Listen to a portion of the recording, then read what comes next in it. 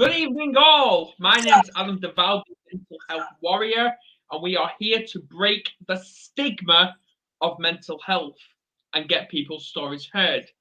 Tonight, I am joined by the fantastic Scott Carson. He has only been on my show once, and that was last year, believe it or not, for Mental Health Awareness Week. Now, so I've got him one on one. We've had ongoing discussions for months, saying because we kept missing each other, me going on his, him coming on mine. We just kept missing each other, but we finally got there in the end.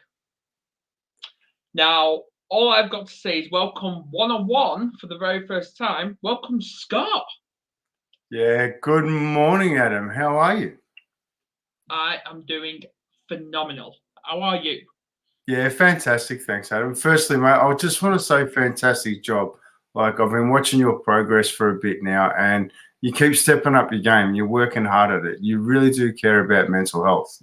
So I'm actually really proud of you for doing what you're doing, mate. So thank you. Thank you. Thank you. And for everyone that's going to be tuning in tonight, please tell me who you are, where you're tuning in from, and let's get your stories heard. Because that's what it's all about in breaking this stigma. Now, I'm going to start with, instead of just diving right in it, let's kick off some quick fire questions for you, Scott. I'm going to start with pop or rock? I think it depends on which stage of my life. As a younger fella, it was definitely rock, but these days it's more pop because I've got my young fella.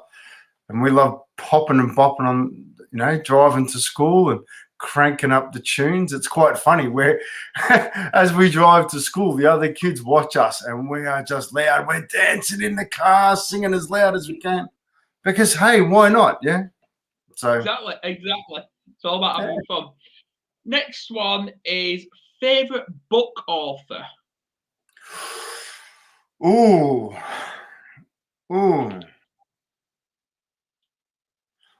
I don't think I've got a favorite, and I think it depends on the book because Paul Coelho's amazing, but I've just read Green Lights by Matthew McConaughey, and I didn't actually read it. I listened to the audio version so that I could hear the emotion in his voice, and he's such a great storyteller that this is a great point, actually, that when you read a book based upon your experiences in your life is how you determine how that book comes about. So, I listening to different books versus reading different books.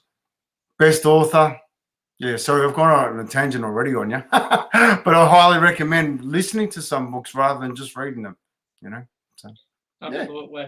Yeah. And welcome, Kerry, my beautiful partner. And she's just asked another one. Chocolate or vanilla? Vanilla. That's it. Vanilla. We're done. Okay, last one. Halloween or Easter? Has to be Easter. There's nothing better than seeing the kids' faces when they get up in the morning and they look for that trail of Easter eggs, and it's just the glint in their eyes, the excitement of surprise and looking and gathering, and it's just, I don't think you can beat that. Fantastic. Now, I'm going to start this beautiful podcast with, for people that's never come across you before, you're a complete stranger, and what always makes people laugh is you come onto a show with a lunatic, that because I keep having fun with people. Who is Scott Carson? Just a man trying to be the best version of himself, trying to give his son a target, give him something to aim for. There's many versions of me, but I think that single question, who am I? I think that's the one question we all need to answer. It's the one question we all need to sit inside ourselves, and it evolves. It continually evolves. You have new experiences which create new dimensions for you to think in. And so, who am I? Continually ask yourself that question.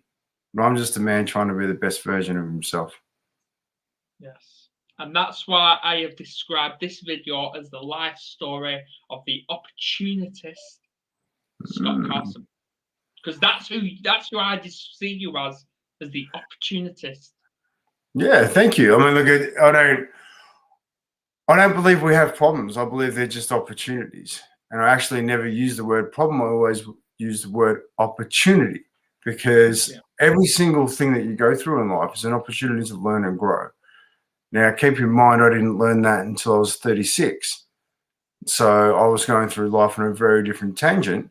And, I ended up getting a great mentor, and he showed me a new way of living, a new way of looking at things. And it gave me the opportunity to process things, which I think is the hardest thing in life, is to sit down and be curious. Absolutely, yeah. I've always known when you get asked a question, you always respond with a question. Yeah, it's interesting that, because the quality of the question determines the quality of the answer. And if you get asked a good quality question, I suggest you take your time in answering it, because that's where the gold is. Curiosity opens up all sorts of bits and pieces. And I had a great conversation the other day talking about triggers, and being curious about why you're being triggered gives you the opportunity to learn about you. Because at the end of the day, everybody's on their own individual journey. Nobody thinks like you do. As much as we all like to think we all think like each other, we've all had different experiences, and that's actually what makes it so fantastic. Exactly. So, Scott, growing up, going through school, because obviously you faced many challenges yourself. So, who was Scott like throughout school? I always ask this: was he the class clown? Was he the comedian? Was he the smart ass? Again, there's different versions. When my parents were together, I was the straight A student, the quietly spoken, but just like a real mummy's boy as such. Once my parents split up and things started going sideways, and things, I went sideways. I was angry, and I stayed angry for a long time. So, I was on the streets at 14. I'd finished school at 14, but that doesn't determine where you're going to end up. It's just a part of life. Looking back now, I'm actually forever grateful that I've had the experiences that I've had, that I've been able to, get through bits and pieces, not knowing exactly how, but working through it. It's actually, put me in good stead for what I do these days. Absolutely. And going back to the you being angry, would you like to talk about why you was angry? It's interesting that, Adam, because I haven't actually sat down and gone through that a lot. Like I was pretty angry at my mum and dad, but I was just probably angry at the loss of life that I had. Like I've gone from being, like a mummy's boy, having all the opportunities, to being in before school care, after school care. So there was very little engagement at that point. My mum was just trying to do the best she could with what she had. So, and that wasn't a lot. So to have that change in your life, it's pretty significant. You go from having, a group of friends that you sort of grew up with and hung out in the street, to having no friends after school, So, and I'm only diving back now. It's not something I sort of dwell on too much, but it's definitely shaped who I am. Absolutely, yeah. Because with all these changes going on, whether it's parents splitting up, changing schools, changing house, even lockdown, it's had a massive effect on all of us. Yeah, look, that's something for me that's really important. And I'm probably one of the very few people, there's a lot of us who are actually very appreciative for lockdown. Do I like the circumstances? No. Do I like the opportunities it's brought about? Yeah. People are starting to question what serves them. what is it we really want in life? You know, like it's easy to go ahead and blame governments and blame people for all of our scenarios. But at the end of the day, self-governance is the most important thing you can do. If you're putting your best foot forward to try and be the best version of you, then you're winning. You're having a crack. In today's society, we've got so much information out there, and it's sort of information overload where we don't actually go in and process us. And I think finding out what's actually important to us is the key. And the opportunity called COVID is that opportunity. I see men playing with their kids, enjoying time with their kids that they don't normally have. I've got mates now who, I mean, I'm in Melbourne, so we started off with all the lockdowns, and last year we had pretty much 6 months of it. And a lot of guys I know really enjoyed spending time with their kids. Yeah. They're trying to change their work situation so they can drop the kids off and pick them up. I changed my work situation. I stopped working to be at home with my son, so my wife could, continue her job. Because through the ages, we've had a few opportunities where my wife had to learn to walk and talk again. So for her to have full-time employment's been a big step and something that's very important to her. So I need to support that. And it's not a financial decision.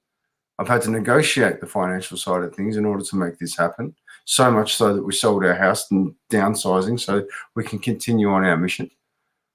But I think now more than ever, it's amazing. It's an amazing chance for men to engage like they've never engaged in their kids.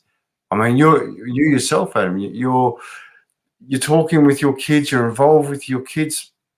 How is things with your father? Even though he's alive, he's dead to me. There is no relationship, and there's practically never been a relationship. There's never. Yeah, that carries a lot of weight, yeah? Yeah, because I still remember like it was only yesterday. I'm 30 years old, and I still remember like it was yesterday, me on that bike, struggling to ride it because of my disabilities, and he punches me in the face because of it. Yeah. That's not good. No. But here's the thing. All behavior is learnt. Yeah. What was his father like? Aggressive. Yeah. So it's funny, right? I'm just, and I don't mean to be rude to the viewers, but if anybody's watching, I'm gonna show you something that has only happened last week, which has been something I've been working on for quite a few years. And it's really interesting because this conversation right now is super important because the weight of relationships, it carries a lot if they don't work properly, so I'm just going to pop this up on here. That's a photo of my father, my son, and myself on Thursday night. That's the first time my father spent time with his 10-year-old grandson. I've been working on that relationship for a number of years. Thursday night was a very humbling night. It was very emotional. My son was nervous, didn't know what to think. He'd heard stories. I was nervous because I didn't know how things were going to go. My father was nervous. But here's the thing. I make no apologies for what's happened in our life, and I'm not asking him to make any. But the emotional weight that's carried on me throughout the years has been huge and is the main reason that I smashed myself for years. I pushed myself just beyond anything. Yeah. That stops with me. That all of the pain that's been there for generation after generation after generation stops with me. My son doesn't carry that weight. I'm not going to have that. I made a choice. I made a choice to do something about it. And I think that's what's happening in today's society. We're learning what's important and we're making these choices. But I encourage everybody to learn how to process a relationship that does cause you pain because it carries too much weight. Your kids will ask you about your father and you don't want to, he's dead to you. What does that carry for the kids? It will carry that I don't believe they're actually bothered about it. And why I say that, because my mother, and I'm not sorry with what I'm about to say about her, but every time I say my mother, I have this sick feeling inside me every time I say that because of what she put me through growing up. Um, she used to, before my first daughter came along, before we announced to the world that Kerry was pregnant with Tegan, when it was just Lucas, everyone wanted to spend time with us. Everyone wanted to take him out for have Lucas overnight. It was brilliant. He was spoiled every time he came home. He always had something new with him, and things were just brilliant. Ever since we announced to the world Tegan was on the way, all that just stopped. It did. It just stopped. And my mother, she tried abusing my kids, and that where I drew the line. That's where I drew the line because my son's been diagnosed with autism. She says she understands it, but she doesn't. He was only, I'll take one prime example. He was only 2 years old at the time. She handed him his birthday card. What's a normal 2-year-old gonna do? Drop it on the floor and stand on it because he doesn't understand what he's doing. He doesn't. And she called him naughty for that. And that's not being naughty.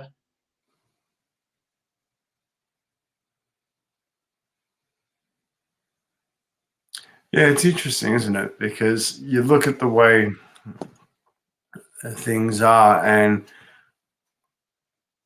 your mum's reaction to that would have been, there's money that you're spending on that for your child, Yeah. and that hurts her because it's going to hurt you.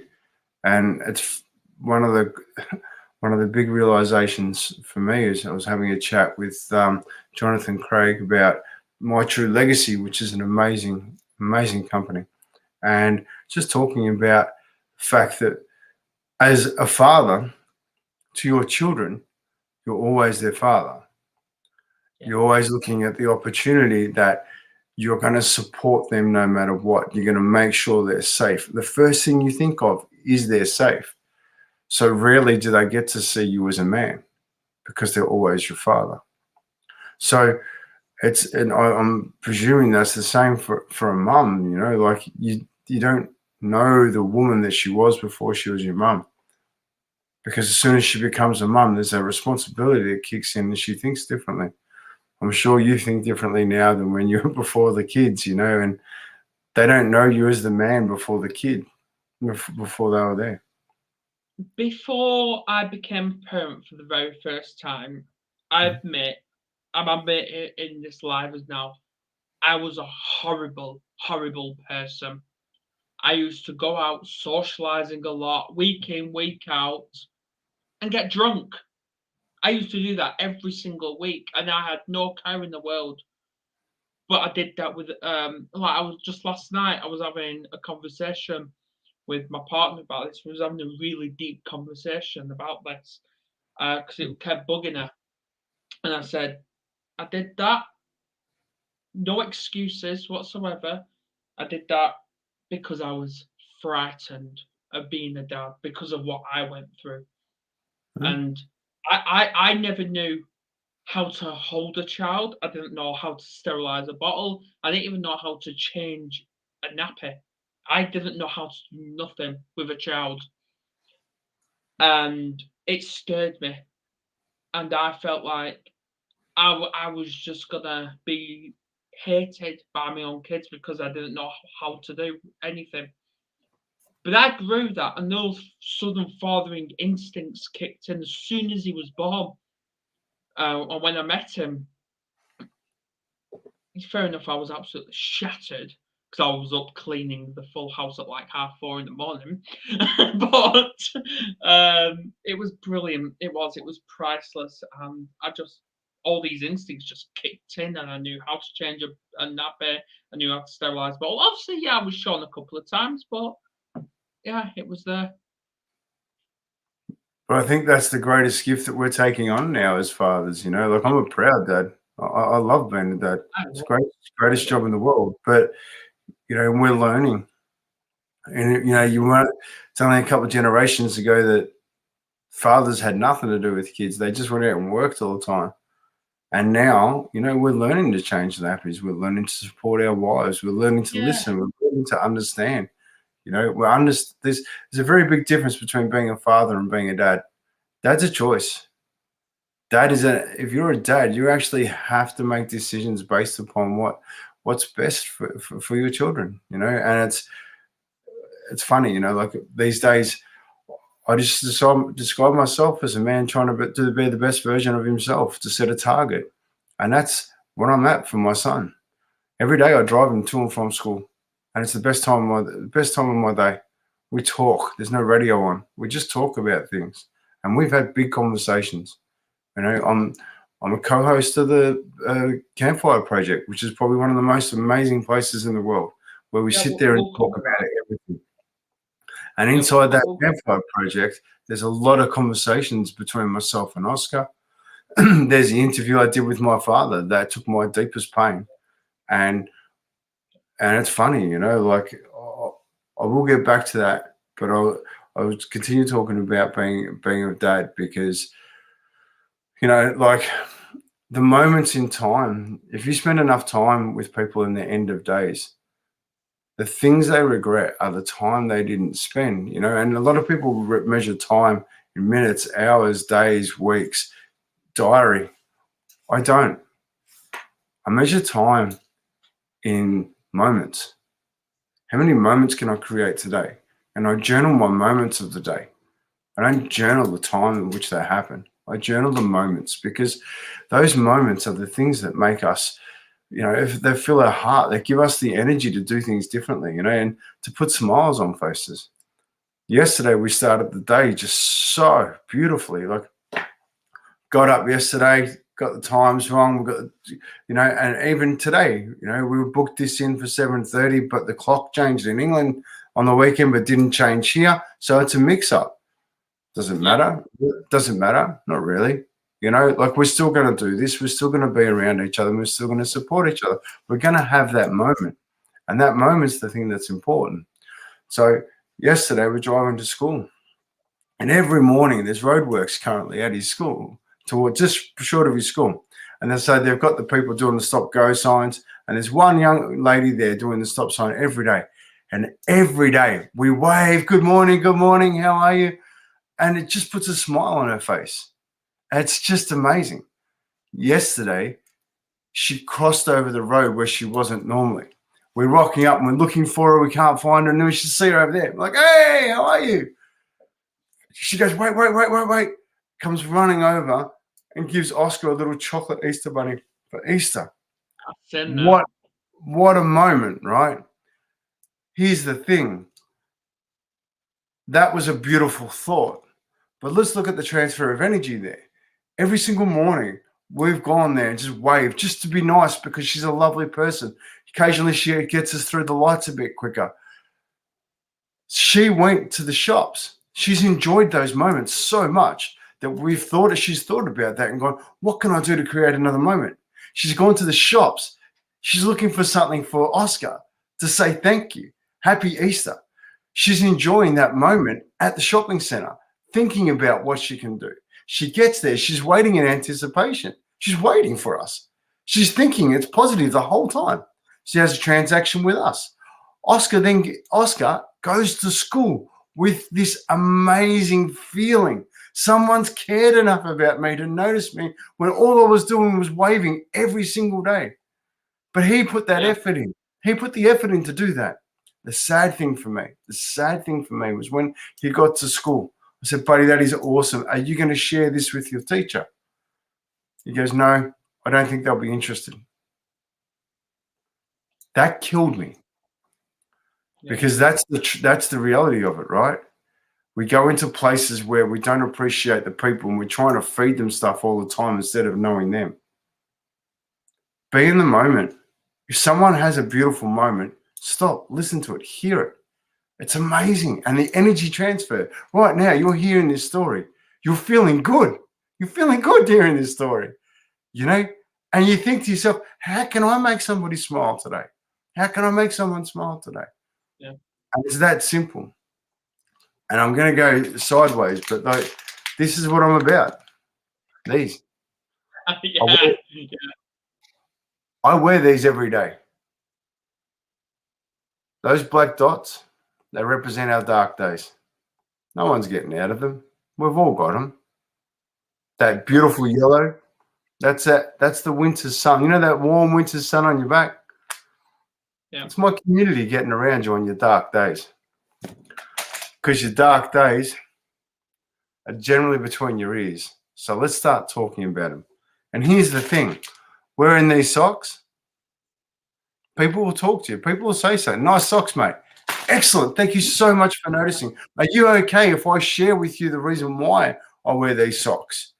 Always ask permission and then share with them the story. All of a sudden, I've engaged with somebody I may not necessarily have engaged with, and you never know what's going to come. You don't know what their day's like. But here's the thing. Started a conversation. So, yeah, if at the end of this you like what I say, go and buy a pair of socks, right? But give them to a friend. Yeah, and how good are they? But give them to a friend. Wear them yourself.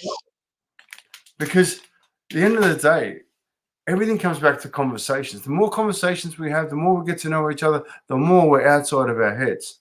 The best gift you can give somebody is the opportunity to get to know you. You yourself are amazing. And I talk about it often, you know, like, do you agree that's a pen? Yeah. Do you agree that that's a blue pen? Yeah. Right. Do you agree that we write with this pen? Yeah. Okay. You know, there's absolutely no way known that you and I can think about this pen the same way. That's true. Because we've all written different stories. We've all signed things differently. We've all written down little notes. So every experience has given us the idea of what this pen is. Yet nobody can think about this pen the same way. As humans, we're all pens. We've all had different experiences. We've all had different opportunities, yet we're all human. We're all of the same ilk. We can all agree with that, but we're just going to learn those experiences. Do you want to know something funny? Do you know what the most expensive liquid in the world is? Most expensive liquid. I'll cheat you. It's ink. What was that? It's ink. Yeah. You know, so what comes out of a pen is the most expensive thing in the world, the most expensive liquid in the world. No different to us. The most precious gift we've got is the story that comes out of us. That's the gold. Are we brave enough to share that with one another and actually sit here and talk about the things that really need to be talked about? You know, I love it. And inside the Campfire Project, you'll hear some conversations I've had that are just amazing. And it's about how to have those conversations. Last year, I talked about, does size matter? Yes, I'm talking about penis size.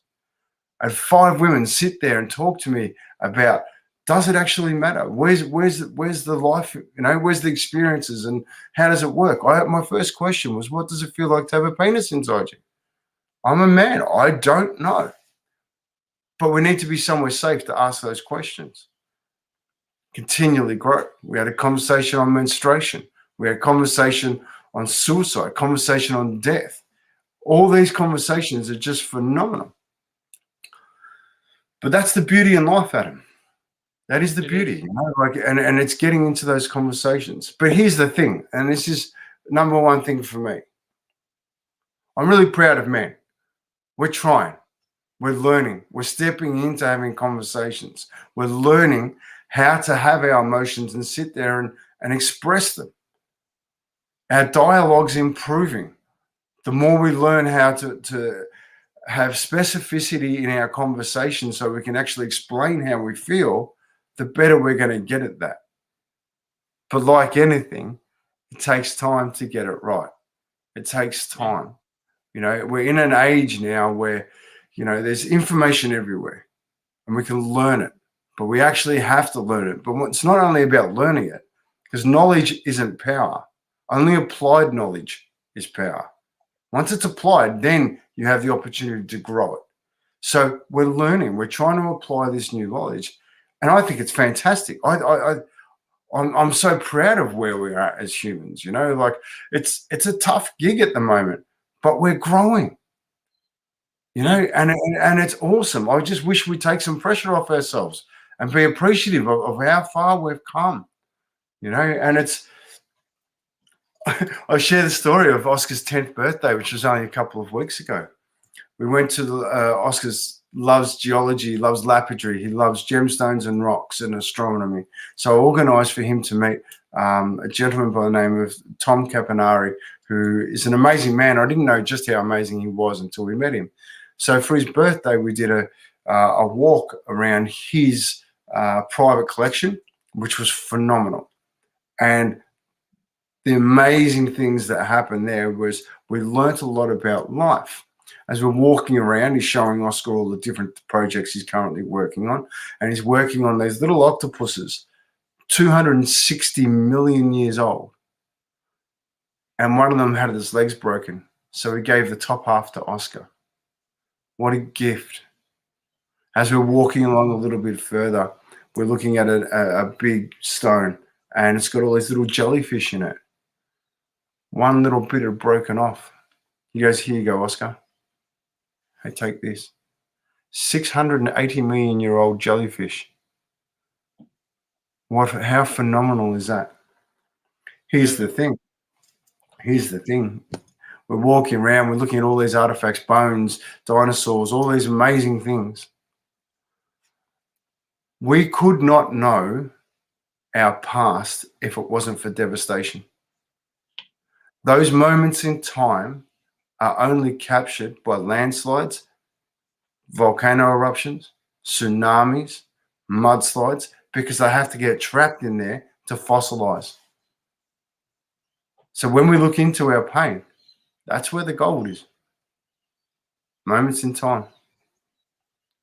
So I'm off on a tangent, but I'm also not, because I think it's a fantastic. No, it's beautiful. Yeah. It's beautiful what you're saying. Yeah, but it's like it's those moments in time. And I was walking around with Tom, and Tom does a lot of work for governments and museums. And I just out of curiosity, Tom, what is it would get somebody a job working with you? He goes, enthusiasm.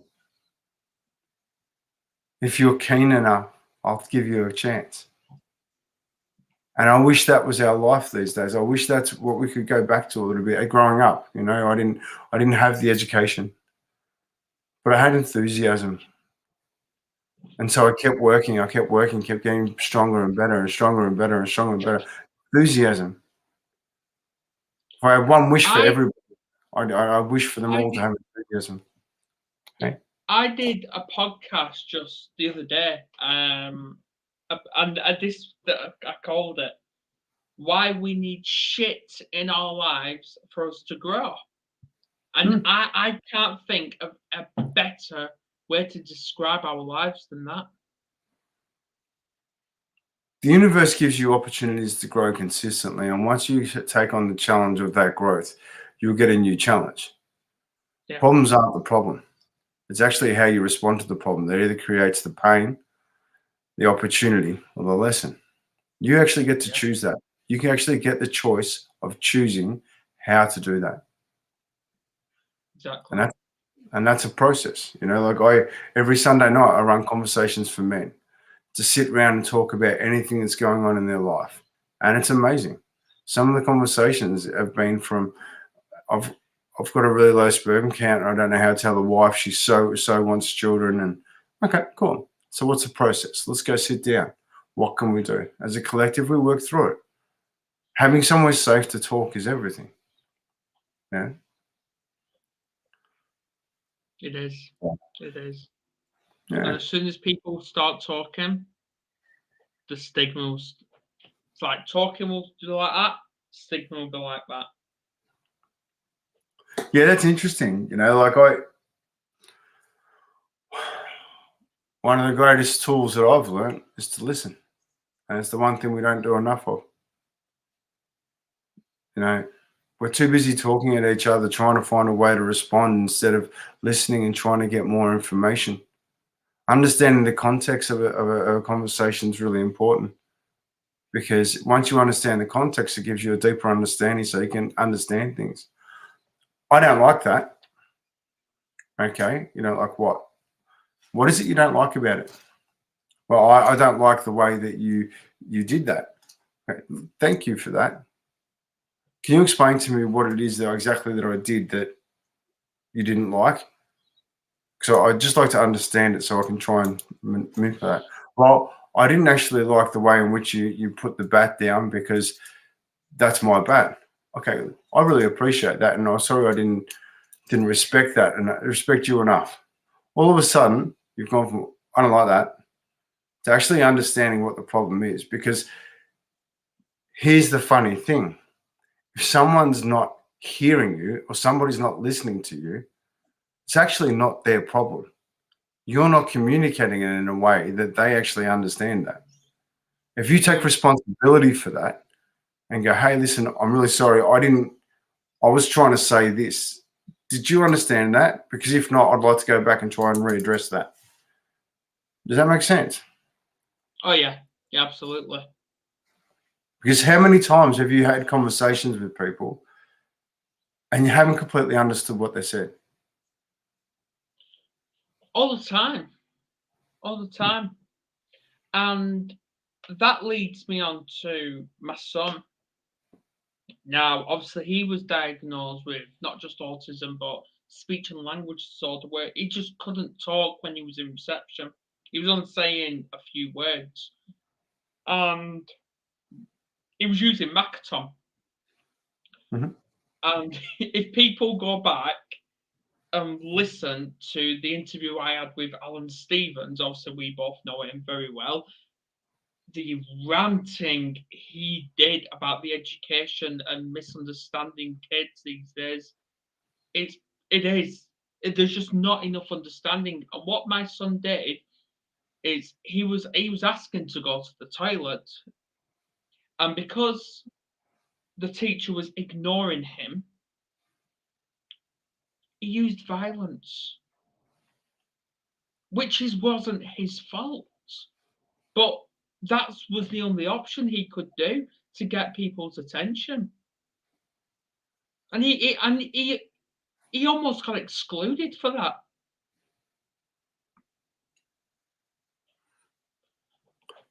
Can I dive into that? Yeah. And I can feel your pain in that situation. How many students in the class, roughly? 30. Okay. So you got 30 students in the class for one teacher? No, there was 3 teachers at the time. 3 teachers. So you got 10 kids at a time for each teacher. Yeah. Trying to understand kids that, sometimes can't explain themselves properly. It's really difficult to understand things at times. Now, I've been working casually at a school which is kids with some great opportunities and some, limited abilities, but those abilities are just amazing. It's really hard to learn how to do these things, and sometimes it's ugly and you don't get things right. That problem wasn't the problem. It's actually how you respond to that and how you sit with the teacher and go, listen, this happened. Okay, we really appreciate you bringing it up and we're working through this. But now that we've learnt this, how can we take the responsibility to find a way to communicate? Because at the Nepean school, toilet. Yeah, and he was actually doing that. Yeah. So, and it's with the teacher, and I'm not, there's zero excuses. I don't, but I know the pressure for all involved, the weight that carries, like that's the opportunity that you can actually sit down and explain that and go through it together and find ways, because then as a group, you all grow. Because so often, you're in the frustration mode and you're like, why isn't this working? What's going on that this has happened? This is not his fault. It's not his fault. Why is the teacher not doing this? As soon as you get inside the drama triangle, you can't find an answer. But if you go, listen, we appreciate, you sharing all this with us and going, yeah, it wasn't a great outcome. What was the information we needed here? What was the thing we're trying to bring together? Your son was trying to go to the toilet. Okay, cool. What can we implement now? Take the opportunity to respond, because we've accepted the situation as it is. We're trying to find a deeper understanding as to what the situation was, and then we're going to take the responsibility to actually respond by growing together. Yeah. You can't change what's happened. You can only change the outcome of that situation. And it's funny. I've had so many great conversations around what we've done now, obviously that was back in reception, but now he's in year 4. He is now in a new school. So we brought him up because I actually caught his class teacher red-handed assaulting my son, and that's where I draw the line there. I draw the line. And obviously the head teacher did nothing about that. The education did nothing about that. So I brought him out. In fact, bringing him out and putting him in this new school, it was our best decision we've ever made, because he's only in year 4. He's only 9 years old. And the head teacher, who I've had back-to-back conversations with, has actually emailed me.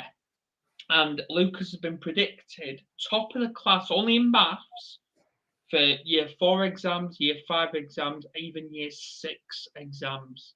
He's been predicted top of the class because of how much he knows. That's awesome. Yeah. Can I ask something? Mm-hmm. What are the strategies implemented by that school that weren't implemented into the school that he was previously at? The strategies is, well, obviously before I answer that, Lucas is only good at numbers because of what I did. I actually, at his last school, they had a snakes and ladders grid from numbers 1 to 100. I introduced him to that grid while he was in reception, and then he just continued to grow and grow and grow on these numbers ever since. By year 1, he could do his 13 times tables. Yeah, cool. So by the time he became 5 years old. Yeah, awesome. So, and the strategies that have been put in place is, at his last school, he only had one one-to-one teacher. That was removed from him without our knowledge, without our consent. He is now in his new school. He's got 2 one-to-one teachers who are fantastic with him. He's always doing researches, Lucas, in different methods, different strategies in solving equations. And obviously we both know a guy called Philip Champ.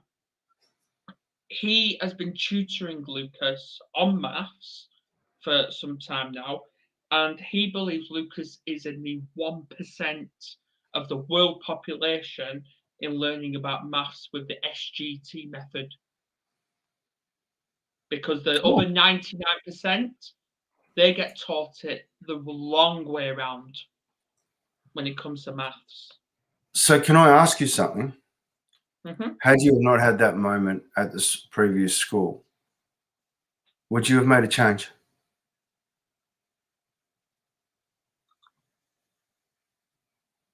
I believe I still would, yes. Because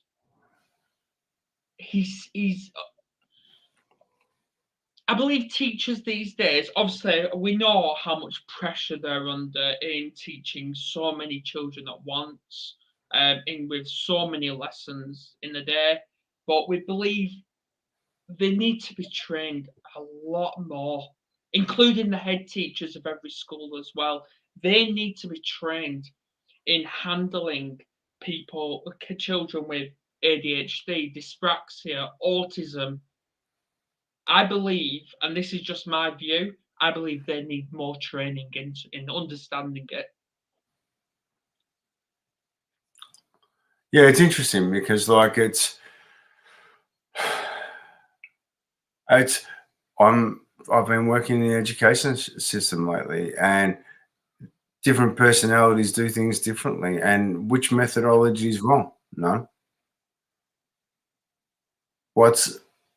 What needs to be told is that we need to look at education in a different way, and that is, here is the information, but as a teacher, I'm actually here to draw it out of you.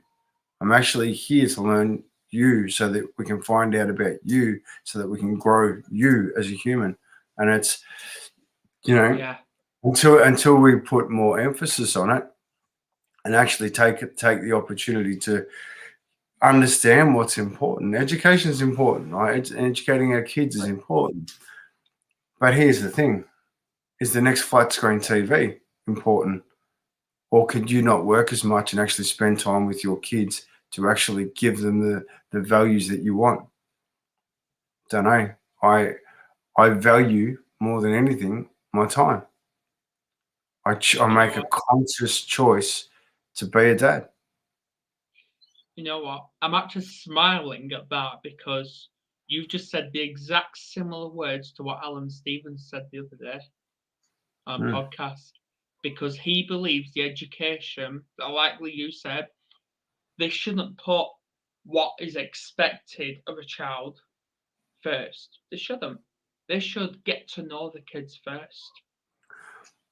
Like offering the child, like for example, Lucas. Clearly, his strength is maths. So I've always recommended give him more maths. Then give him more. So like when he turns 10, he has the opportunity to go to an all boys autism school, and he can start there from 10 years old up until he's 19. And we did actually have a look around last year, and he wants to have a look around again.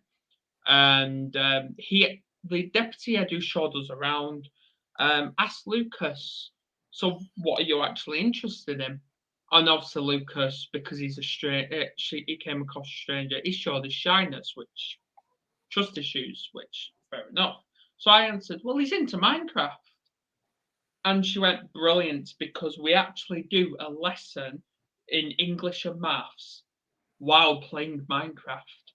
I said, fantastic. Yeah, and isn't that the opportunity, learning different ways in which to teach the kids? Yeah. So, can I throw something to you that I think is really important? Go for it. You've got a teacher at the previous school who I'm sure didn't end well with yourself. I'm sure that wasn't a great scenario. So that problem sits with her, and it goes against her record, and it goes that this happened and this happened and this happened. What if you let her know that you're very grateful that the situation happened, because now Lucas has got an opportunity to grow and actually understand things? Because people move away from pain and towards pleasure, right? So the next time she has a student like Lucas, she's not going to give him anything. She's going to be too scared to actually deal with him. But if you let her know how well Lucas is doing now and just thank her, because if that didn't happen, then you couldn't be doing the amazing things you are now with Lucas. So in essence, it was a painful point, but not great. But it's giving you an opportunity. But the responsibility will be, it's an opportunity for Lucas. It could be a lesson for that teacher that hopefully next time she has a student like Lucas, and she will, she'll be able to look at him and identify things a little bit different and ask a question. Encourage her to do more, i.e. the traffic lady. Every morning, Yeah, hi, how are you? Giving her love, giving her love. We're taking that responsibility and it comes back, and it's not about you. It's beyond you. It's about where she does in the future. absolutely. And with Lucas, he clearly sees me as a role model because he actually said just a couple of weeks ago, because we were sitting talking to him about his future, and he's like, "Oh, well, I want to be a YouTuber." I'm like, "Right, okay, then, fair enough. But you need to do something on the side as well." And he went, "Well, I want to do what Dad does with mental health. I want to talk. I want to help people with mental health." I'm like, I actually shed a tear. Why I shed a tear at that point? Because when I was 9 years old, I didn't even think mental health actually existed. I didn't. I And don't think it was. because Lucas wants to go on with the family business, I think that's fantastic. Well, here's the reality, right? Every single man and woman is, if they have a child, they are that child's hero.